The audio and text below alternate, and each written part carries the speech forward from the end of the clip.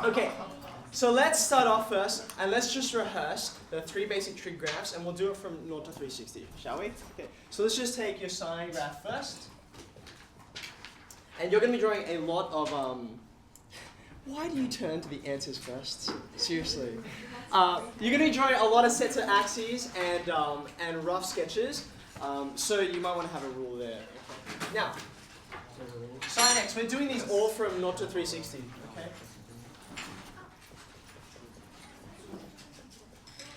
Some of the questions on the sheet that Miss Sai has given for you, you'll see they've got different domains, but not drastically different. Okay, so what does sine x look like? Where does it begin? At the origin. Okay, good. Now, importantly, as it starts off, right? Does everyone know?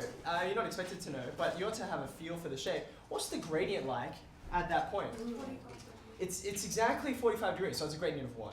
Okay, so it ought to be tangent to y equals x if you were to draw that in at that point. It shouldn't be vertical, so you don't want to have like semicircles there. That's a bad idea. Okay, now you want to make sure every time you cut the axis, you've got that same kind of angle, and you've got a nice gentle shape at your turning points. Stationary points is what you call them later on. Okay, let's put on some intercepts. So what did we say? You start at the origin. What's the range, by the way, while we're at it? Range. Yeah, -1 to 1. Good. You've got your intercept over here. The middle, of course, is 180. Good.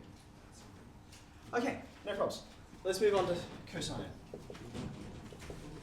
Are you waiting for an invitation to start drawing graphs? You can start drawing the two. That's why I'm drawing them, so you will.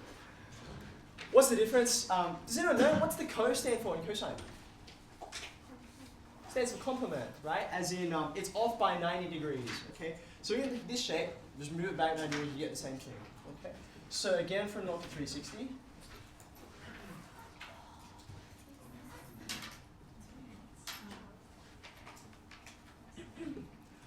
Same range, but of course because we've been moved over 90 degrees, complement, okay?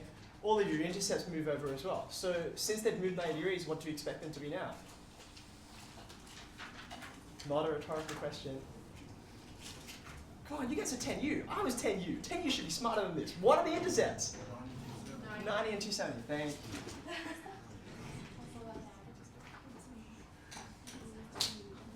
Okay, and that bottom of the valley ought to line up with 180. Okay. All right, space for one more. Let's do 10x.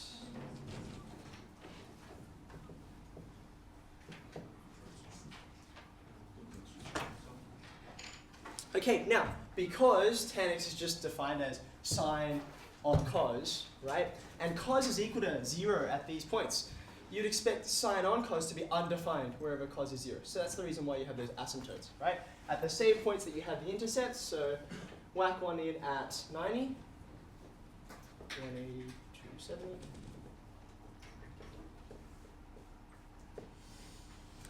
And that's why you're going to get 2 lots of the period, right? So how does the shape go? You guys should be familiar with this by now.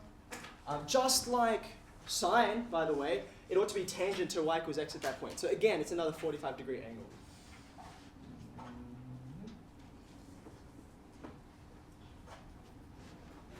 Okay, so far so good, right? Just for the sake of it, since I asked it for the other ones, what's the range of tan? What's the range of tan? All real values of y, right? And we know that our shortcut way of saying that is, if you remember back to your set notation from year 8, that y is an element of the real number set. Okay, great, no problems.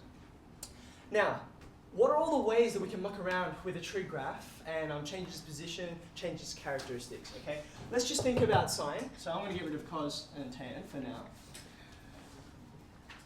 What's the first thing that you might change? What numbers could we add or subtract or multiply, divide by to take this shape and alter it just a little bit? Any suggestions? There's lots of right answers. What do you reckon, Praveen? What would you go first? The number before the coefficient to sine x, it changes the range. Yeah, good. Okay, so if I slap a 2 out the front, okay, what difference is that going to make? Well, if you put in, say, sine 90 is just 1, but 2 sine 90 is 2 times 1, right? So that's just going to change, like Praveen said, your range. Good. Okay. What else could we change about this? Okay, good. So, how do we adjust the period? If you want, you can think about it like this, right? That this too is really adjusting the y. That's right, it adjusts the range. Okay. So therefore, I want to adjust the period, which is frequency, which is a horizontal thing. I'm going to have to muck around with this number, right? Okay. So what difference would it make, for instance, if I slapped a 3 on the front there? How would you describe the difference?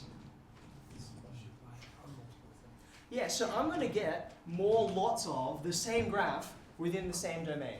Okay? So the way I remembered it is, if that coefficient at the front is 3, I'm going to get 3 lots of sine in a space where I used to have 1.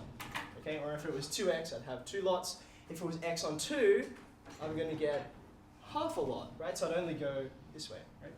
So being that I've put a 3 here, what's that going to mean? Well, this is not going to be 180 anymore. This is going to be 60 degrees, because that's 3 times smaller, right? In the same way, this will be 120, and since my normal domain is 0 to 360, I better add a few more of these on, right? So you can probably draw this one as well. Uh-oh, there we go. Yeah, happy? So what are our intercepts? That's going to be 180, 240, 300, 360. Okay. Now, by the way, I kind of skipped past this really quickly. When we added that 2 at the front, that did change the range, but you can do other things with that number at the front, right? For instance, if I slapped a minus sign on the front, what effect would it have on the graph? How would you describe it? Yeah, it's flipped over, right? Just like if you were to compare y equals x squared and y equals minus x squared, you've got your happy parabola and your sad one. Well, this is just going to take everything and flip it upside down. Okay? All right, now, have that one there. This one I'm not going to be able to do so easily on the same graph. Well, you could try, I suppose. What if we compared it to... how far shall I take it up? Let's go 1 unit. Okay. What difference is this going to make? Okay, good. So I'm going to have a vertical shift, yeah? Now, being that the range at the moment is -2 to 2, the new range will be all of that plus 1, right? So it's going to be -1 to 3. Okay, so if you have another one there, get another color out.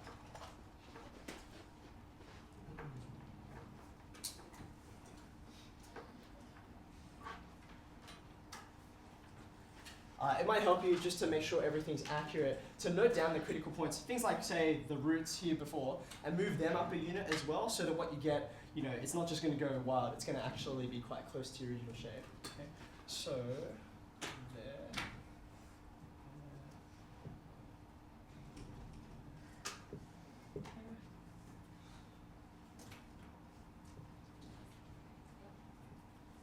Okay, fingers crossed.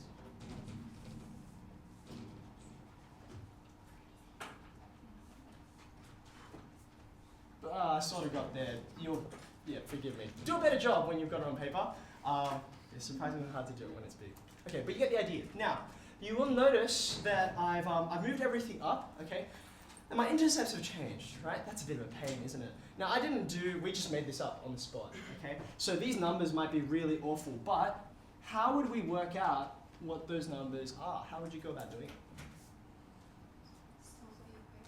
Yeah, good. I'm going to take this here, right? And I want all the places where y, which is my vertical thing, where it's equal to 0, because that's what the x-axis is, right? So I'm going to solve this equation. Yeah? So, I mean, just to start it off, I'm not sure how bad these numbers are going to turn out. I'm going to get 2 sine 3x being equal to -1. So sine 3x is equal to -1/2. Okay, that's not too bad, actually, because you can think about, well, you can do your quadrants. Right, so your first angle you might think of is a third or fourth quadrant angle. That's going to correspond to these two guys, right? And 1/2 is going to give you an exact value, right? What is it going to be equal to in the third and fourth quadrants? Sorry, pedal back. What's it equal to in the first quadrant? If it's just sine whatever is 1/2. What angle are you expecting? 30 degrees, good. because sine 30 is a half, okay? So in the third and fourth quadrants, what's that going to be equivalent to? You can think about it a couple of different ways. So if you're thinking about it from 0 to 360, you can go, that's going to be 30 degrees there, so that'll be all the way around as 210. And then your next one here is going to be 360 minus that, right? So this will be 330, okay? I suppose an equivalent angle would be minus 30, but that's not really included in our domain, so you might as well not worry about it, okay? So I've got these two angles being equal to 3x, right?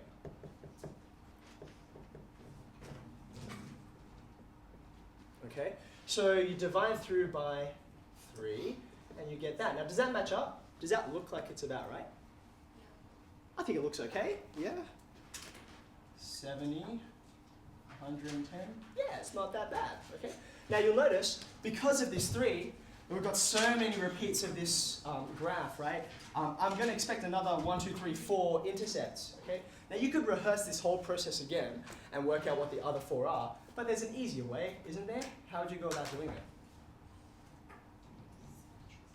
Yeah, there's heaps of symmetry here, or if you want to use the other funky word, there's heaps of periodicity, say that 10 times fast. So you got your 10-degree difference here each time, right?